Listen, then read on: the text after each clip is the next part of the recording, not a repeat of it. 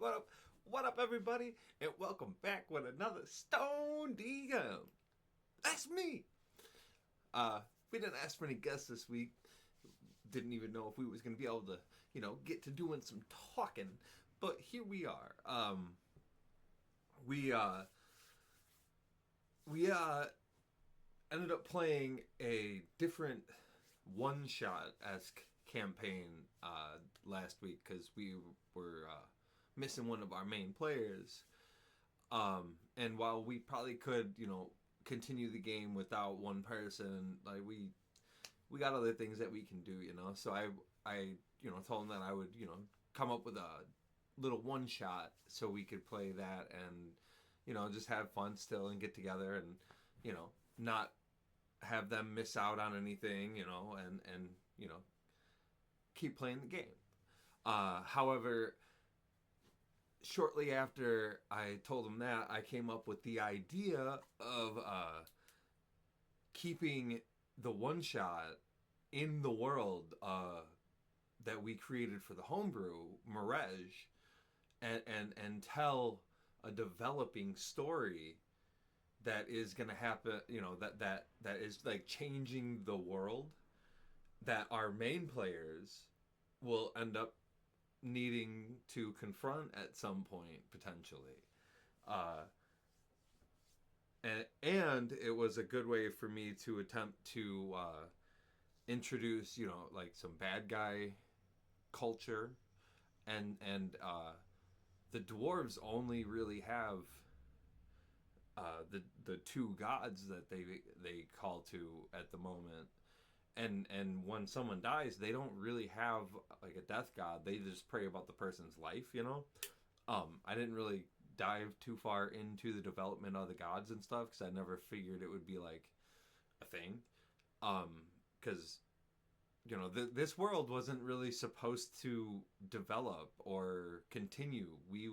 We had the idea of doing a homebrew, and I was like, oh, I'll develop a little world, and I did the cool, roll some dice and lay out some cities and rivers and stuff like that, and that was a lot of fun, but it wasn't in my head ever going to become a thing. Like, we were going to play in this world for like 20 sessions total, maybe get like a couple of like different things accomplished here or there.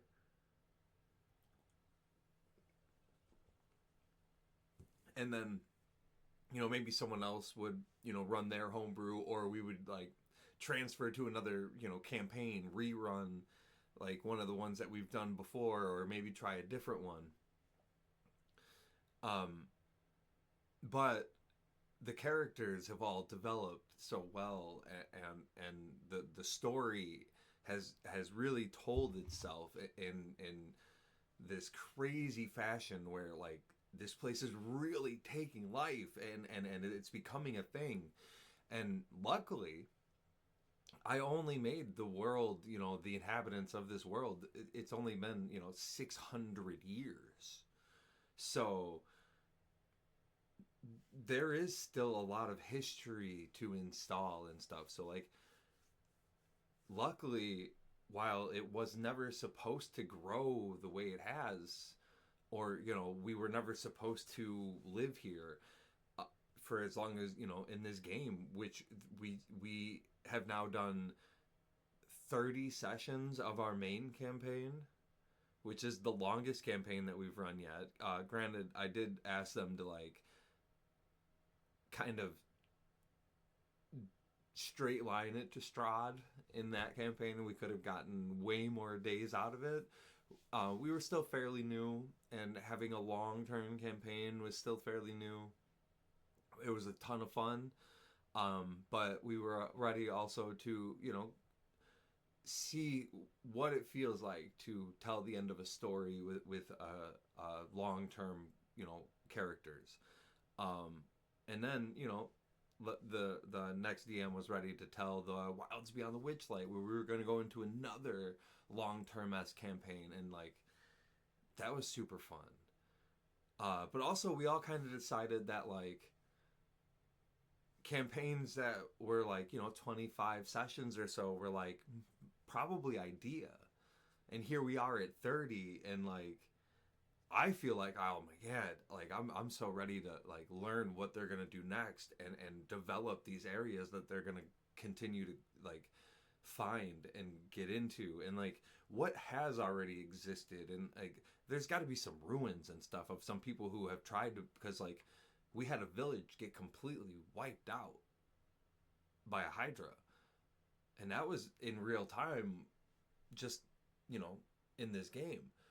How many times has that happened? Because like in my head the world is extremely dangerous, so it's had to have happened a few times. So like what were the people, what did they dig, did they build, what is it, stone, is there just like some broken homes made out of wood, some like in some locations, like so like that's some of the fun stuff that I get to develop. But also like I do random rolls and stuff, and I have like a table, so like that's also developing the world and the monsters and the locations, and like I'm ready to keep playing in this world. And then we're gonna do a thing where the next homebrew uh, campaign is, the islands and stuff are going to be a part of this world as a whole. So like, because I only made one continent, I didn't even put islands. Like I literally only, like I do have ideas of islands that'll obviously exist, but like that was never a thought. Like I didn't have to think about that because we were never supposed to be here this long. And now it's like, what's there?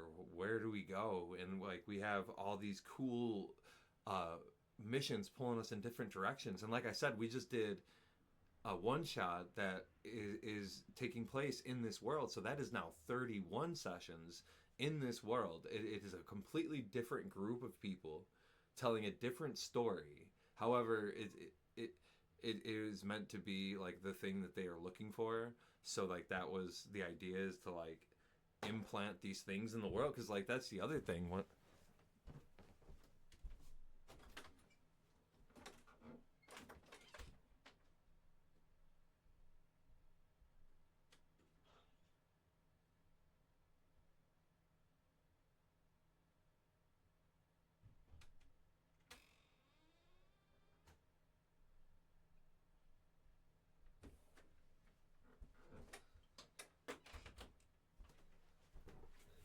because I've implemented the heartstones and the existence of the creation of life, and like now we're going in, like those are obviously going to become important. However, I never really had like an idea of how many there could be, or what, and now all of that has to become solidified and in their location. So I figured it would be fun for this one shot to like try and create the possibility of a being in this world rising to what would essentially be godhood.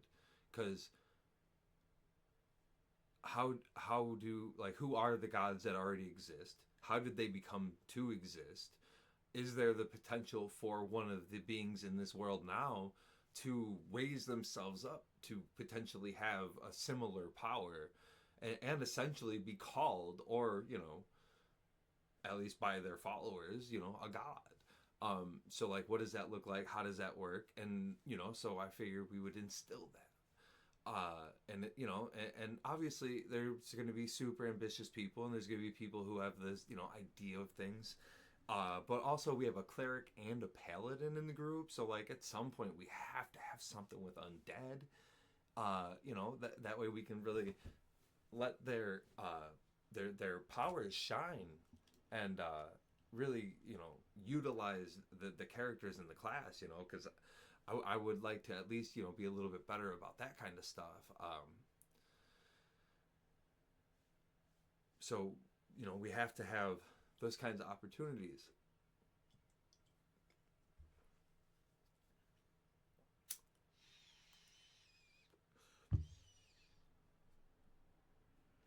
And then how do you implement that in like a mostly peaceful world where the real dangers are generally the wild?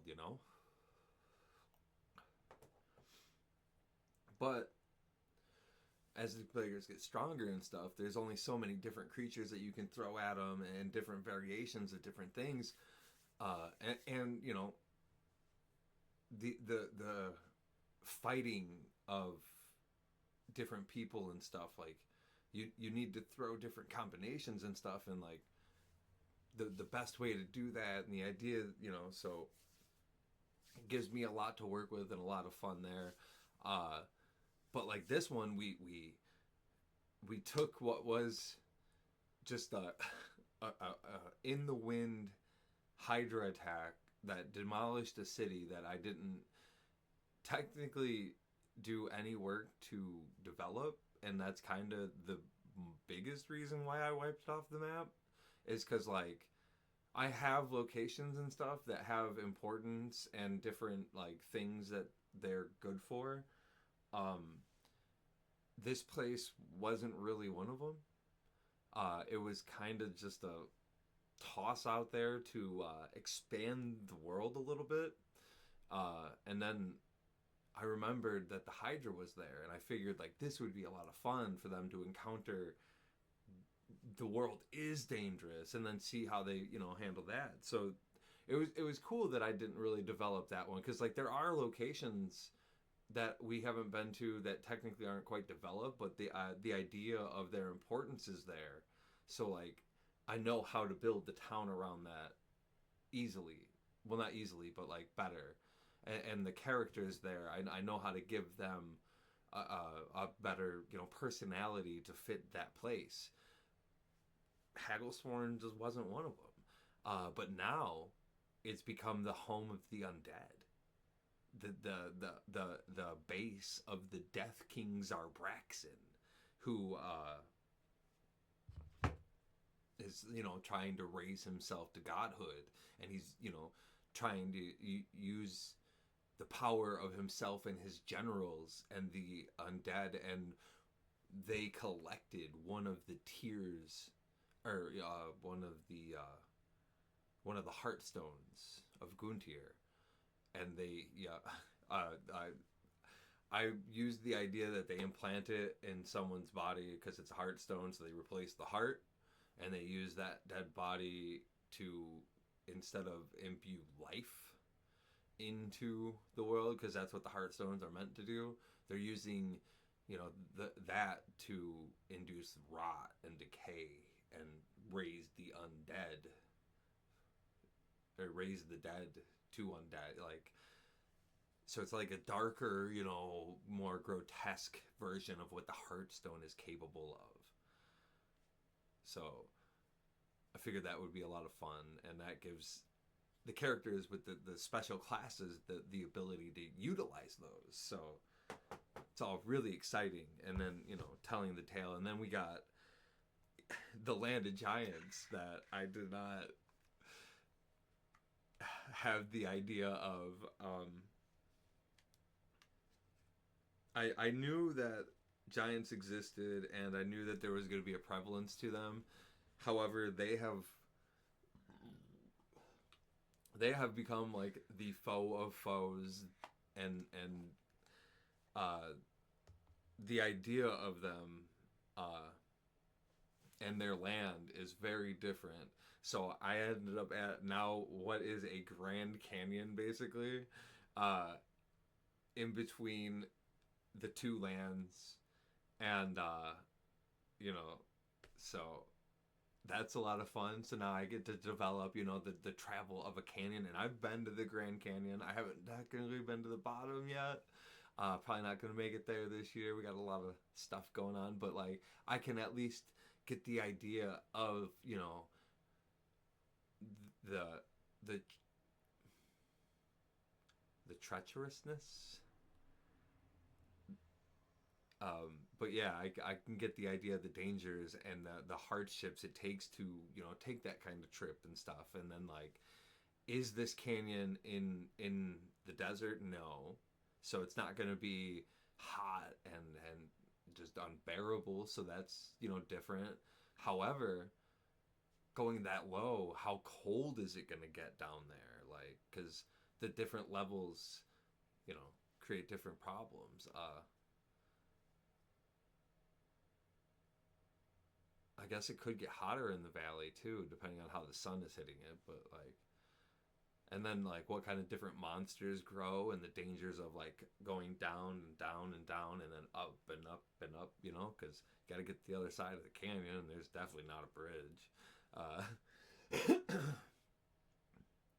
mean, I guess there's like spells and stuff, but anyway, let's get to the high part.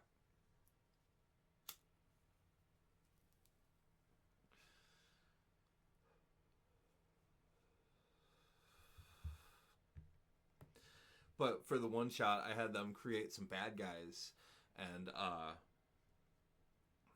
the idea was that they were going to go to where Hagglesworn was, and then I needed, something for them to eventually fight and kill. And I know that the T-Rex has come up a couple of times, and I kind of just wanted to give them the idea of how strong the T-Rex kind of is.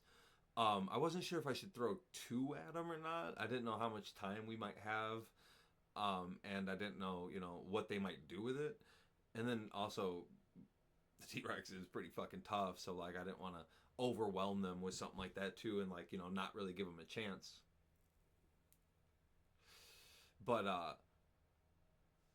they ended up able to handle that, and then I threw out just this crate, because like it's a one shot, and while it might exist in the world still, I like to take some kind of risks with the one shot. So at this point, I threw at them the idea. I told them that we needed one of them to sacrifice for this ritual, and that turned into some PvP. And I asked everyone if they were okay with it. Everyone agreed that it was acceptable. Especially for this occasion and the one shot, we're taking risks. I kind of had hoped that one of them would kind of like give themselves to the ritual, but I guess with it being a one shot and not really like setting up a background with these characters and like what they were there for, it was like more of like a recruitment thing. So like there was no attachment, no emotionalness. Like they were just like, all right, hey, die for the cause. So like obviously them being bad guys, none of them are gonna want to do that. I really should have considered that more. That was really an oversight on me. However, it turned into some really fun PvP kind of stuff, and set up some interactions that could potentially happen in the future. And I'm pretty sure we're gonna keep at least I think most of it from what happened canon.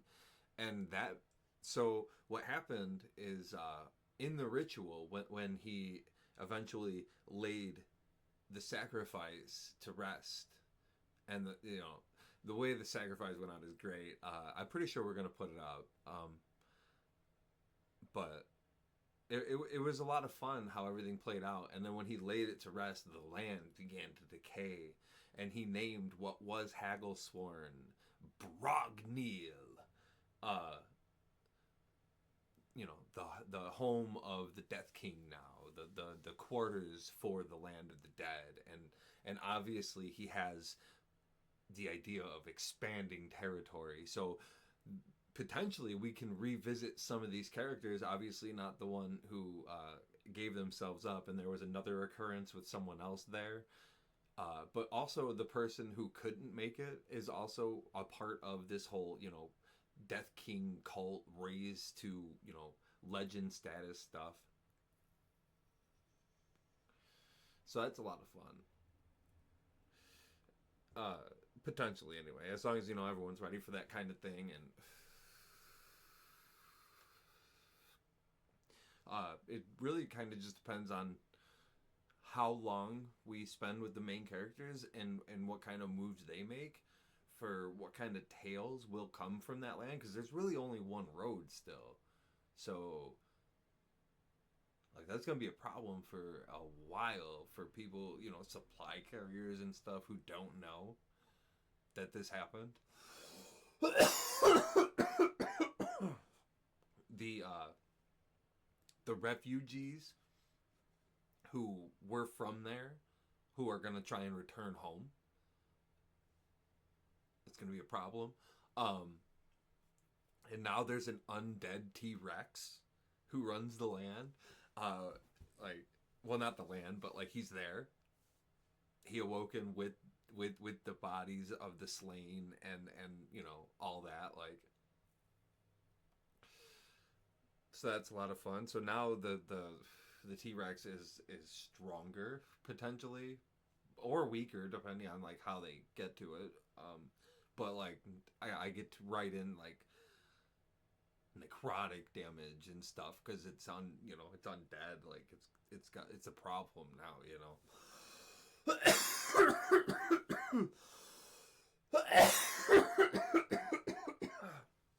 um, but it's really exciting that we are staying in this world and we are getting to develop it because like my idea was to kind of let the next world kind of grow mostly organically anyway. So like here we are, and like one of the guys wants to run a potential prison campaign at some point. So I put a prison in the world because he was like, oh, we can just leave it there. And I was like, okay, well, we'll just put a prison here. Well, not, here, but like here. We'll make it real hard to get to. There's no road. So like getting here sucks. Being here sucks. Escaping impossible or really, really, really sucks. You know what I mean? But I also got to be careful because, like, I don't want to put too powerful of magic users, spells, or wizards, sorcerers, and stuff like that. Because, like, there's some really world-breaking spells and stuff that I haven't really allowed to exist yet. So I don't want to put too many extremely game-breaking things in there right now, world-breaking things that I can't really compete with. Because my idea is there's only been like one really high-level wizard, and he has a story somewhere that still happens. It still exists. And then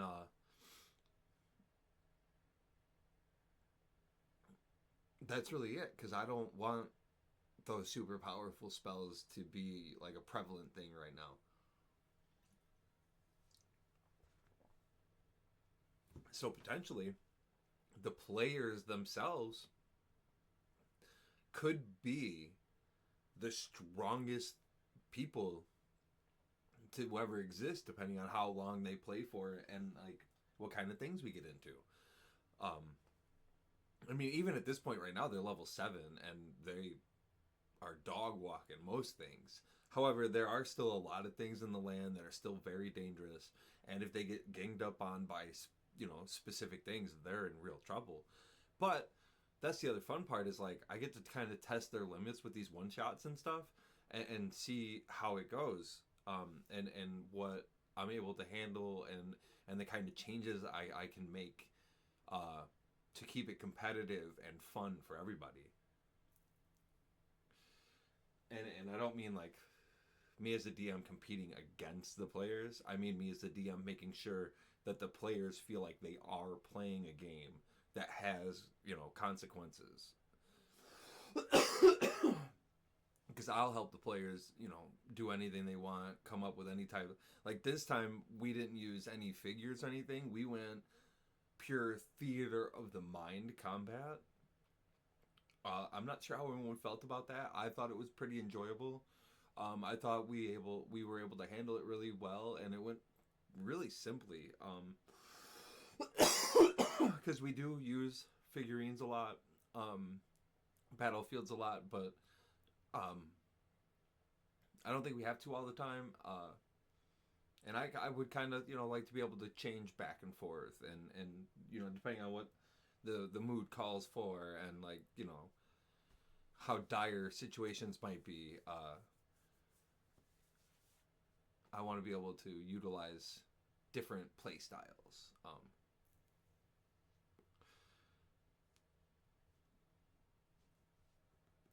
But I also get really scared too because like I developed this, quiet, calm, not really,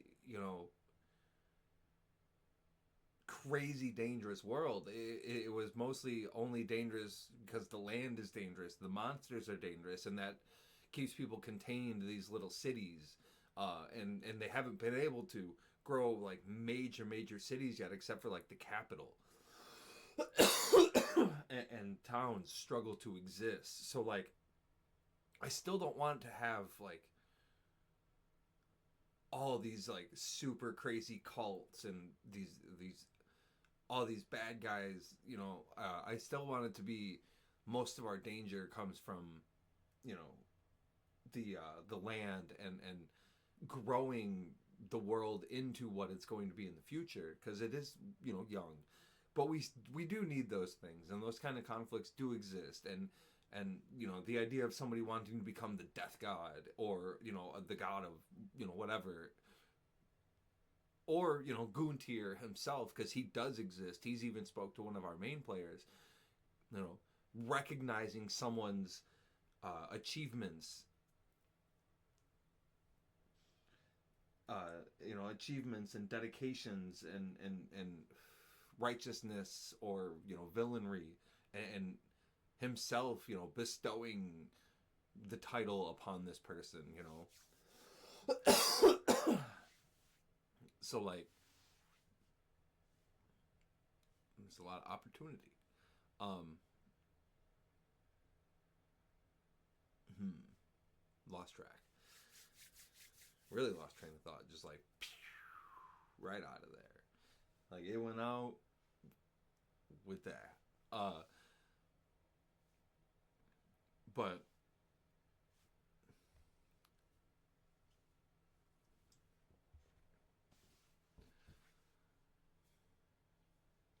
I'm just really excited to continue the growth of this, and then see what happens when we do add another like continent or continents, because her place is more like an island, like area,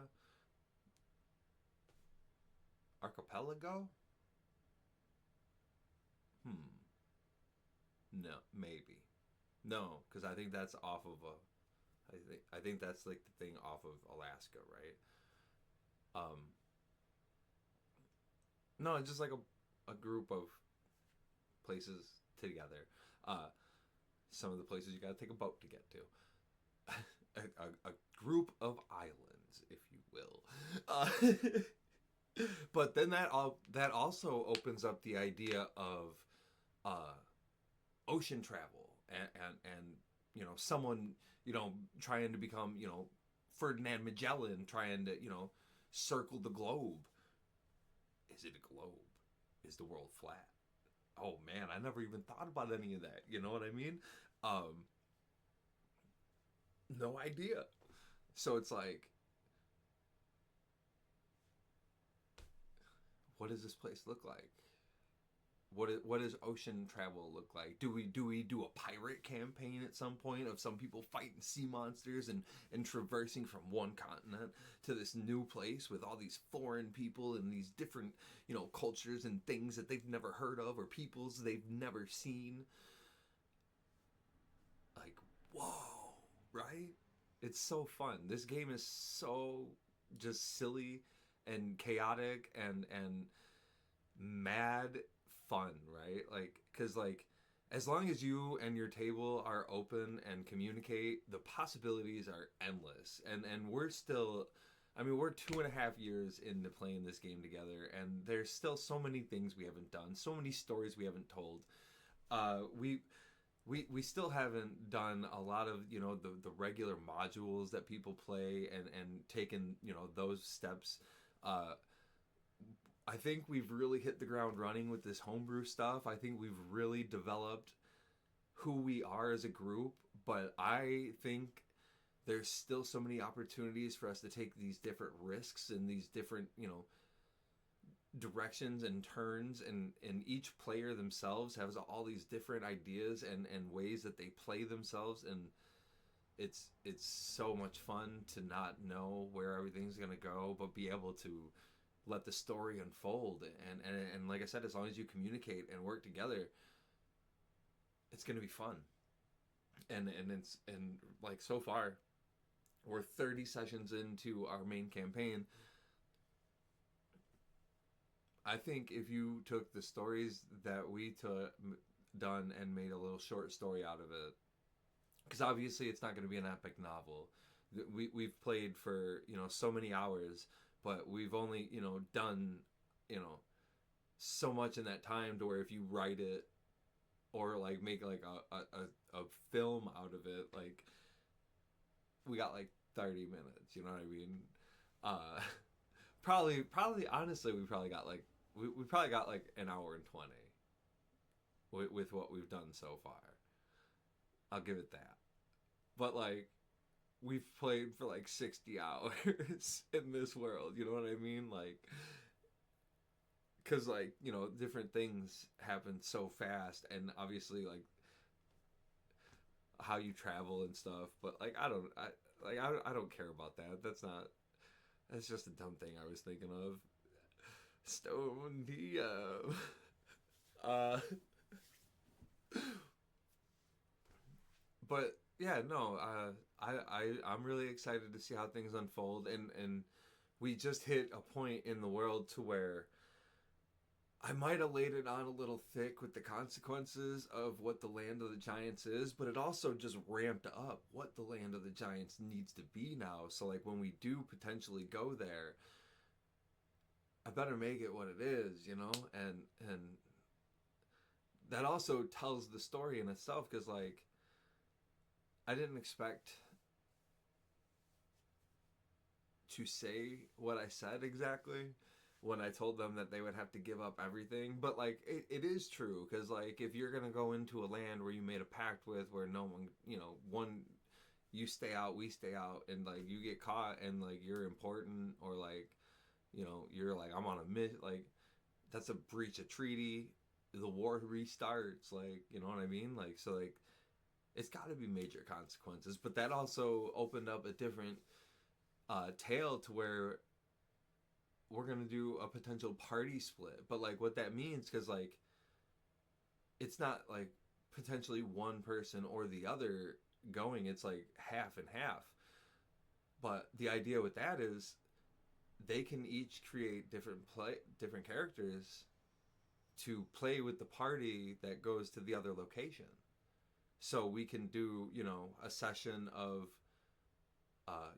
this person and their party, who are all the now players, but they've created different characters to be able to go there. And then now this one who has also created characters to fit in with this side. So like we're still following each of the main characters who exist right now, but we're gonna be able to tell different tales and go with different parties and see different parts of the world and experience different things while these people are but we're not gonna miss out on these people. I think it's gonna be a lot of fun. I think it'll be cool to see the potential type characters that people make for these designated missions and stuff. I don't know if that's gonna like be too hard for them as players to be able to go in and out of different characters. So like I don't know how we'll have to tell that tale. And then like even for me as a DM, like how often should we jump back and forth? How difficult is it going to be for me to be able to keep the timeline and tell the story? Or like is it like this many days is these guys, and then like okay, so now you've been doing whatever for that many days, and now we're here with you guys? Or do we jump back in time and catch them up? Like those are things I got to think about and consider, and see how we progress forward. But then how difficult is that for the players? How difficult is that for me, the DM? How often should the switch happen? But it's all a lot of fun. So anyway, go check out the All Bear Crew.